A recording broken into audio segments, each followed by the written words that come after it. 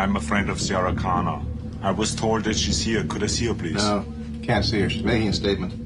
Where is she? Look, it may take a while. You want to wait? There's a bench over there.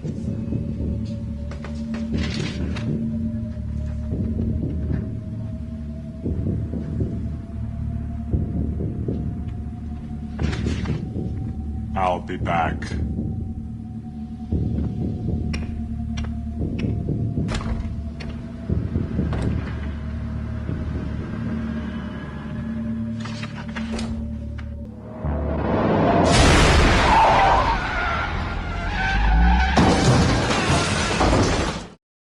So yeah, this was my rendition of Terminator, of myself being the Terminator. It was so fun to do that.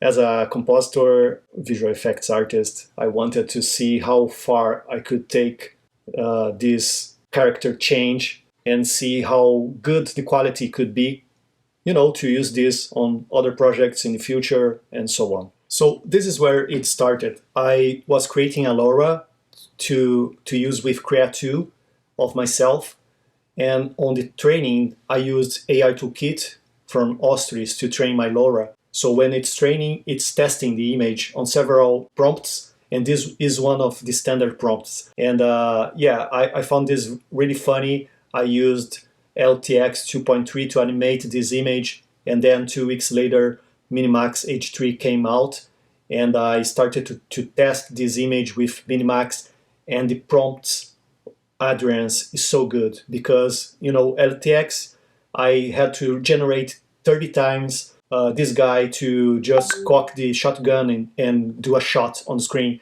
and Minimax, it nailed on the first try. So I saw the potential there, and you know, the LoRa, it's really fun because with the LoRa I can create myself with several visuals, and of course I'm not any of one of these guys, but this one is more like me.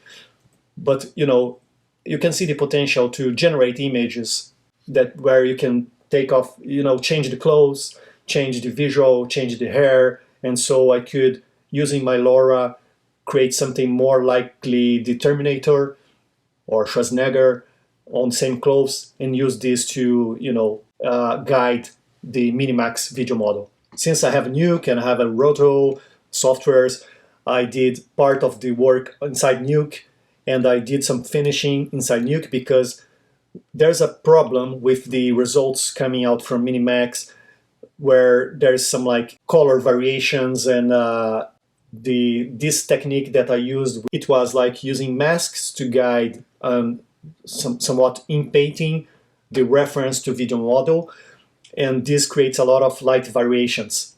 On the results here, for example, you can see there's like a darker line. On some videos, for example, here you can see a darker line where the image was inpainted, which is not exactly, you know, it's kind of, let me see if I can make this easier to see, but you can see there's a dark line here that keeps moving, and you see some light variations on several shots that were rendered from Minimax. Here as well, you can see something going on. So you can see that we have some light changes or color changes on the rendered inference of the video model, but it's not that bad, you know. If you know compositing, I can easily fix that. So I did some masks, and I did some, I separated the inference, and I clean plated background, did some fixes, you know. For example, this one had a weird bug on the end, like kind of melted. I don't know why. The inference had this issue on the end, so I did a simple patch of image correction here. So it's not straight from Minimax, but I would say the results coming out from Minimax and the original video, because I was doing the inferences at same size, which was 920 by 1088. You need to do some image preparation to fit the model correct sizes and lengths, frame lengths. It's pretty good. So you can see, like, when you switch between versions, it's so good, you know, given that the mask that you give to it and the tracking that it does, it's so accurate, where you don't need to basically, you just give it a mask and a reference. So let me show the workflow here. For most of the workflows, I use this same image. I crop the image like on the head size and use the head with my eyeglasses instead of the Terminator eyeglasses. And the workflow is pretty standard. So it's the reference image, you know, there's a prompt for the reference to video model, and there's some masking. Sometimes I use the SAM3 segmentation, which is automatic, but for some shots it was not possible. For example, this first shot here, the Terminator comes from the behind the glass, you know, passes over the door and the guy. The automatic mask would not work here. So I did a simple mask, you know, it's a very raw and crude mask. And this probably, if we start to use this in the future, it's probably the end of Roto for this situation, because you don't need to worry about this guy or this door or these ladders. You know, it's just a simple mask, and the model will basically replace whatever you want without worrying too much. You know, it's pretty accurate everywhere.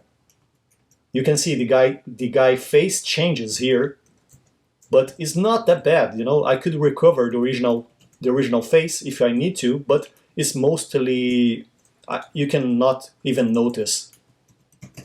It's so accurate. You know, the changes are so accurate. So it's pretty incredible. Especially, you know, the last shot. This one is so impressive because if you think about in terms of visual effects, the guy is turning around. It's like a 360 movement of a head, and you know, there's a 360 movement of the head.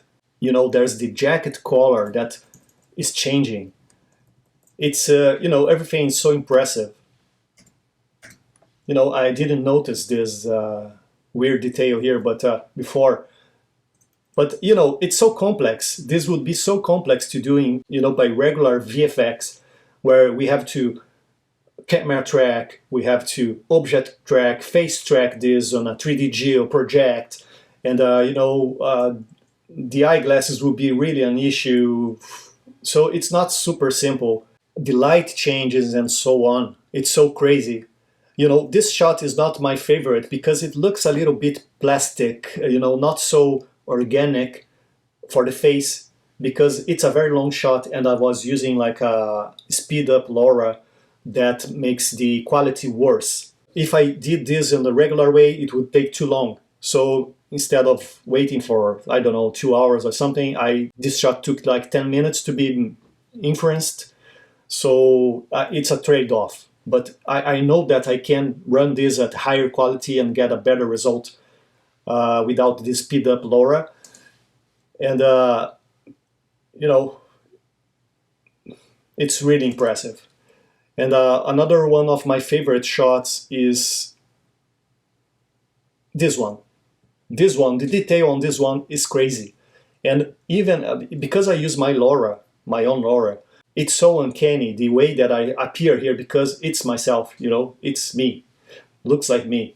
Even the nose, you know, the nose is crooked a little bit. My nose is, it's crazy. It's so crazy. And, you know, not everything was a straight shot, like give the inference, give the model the prompt and everything.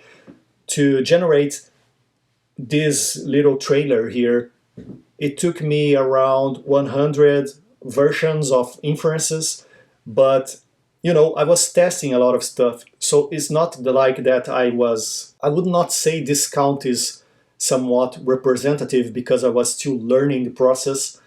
I had to change masks, adapt masks, make the mask bigger or smaller to get a certain replacement sometimes, you know.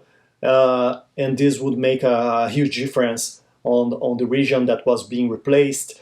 So I had to experiment a lot to get to the results that I wanted. And the movements the way I wanted. For example, this movement here, at this point, there was no control net LoRa's or control nets for Minimax. Nowadays, we already have to guide this head movement from left to right, looking up, like the own actor, like Schwarzenegger does here.